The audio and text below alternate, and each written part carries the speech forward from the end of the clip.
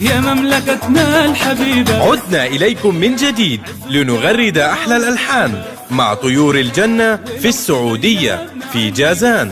تدعوكم مؤسسة لمسة اختصاص لتنظيم الاحتفالات أنتم وأطفالكم لقضاء أحلى الأوقات بعد عام دراسي كامل، لحفل بهيج مع فريق طيور الجنة بمشاركة النجوم جنى مقداد، لين الصعيدي، ديما بشار، المعتصم بالله مقداد، الوليد مقداد، محمد بشار، براء العويد، عمر الصعيدي، بلال الكبيسي، إبراهيم السيلاوي، وعمو خالد.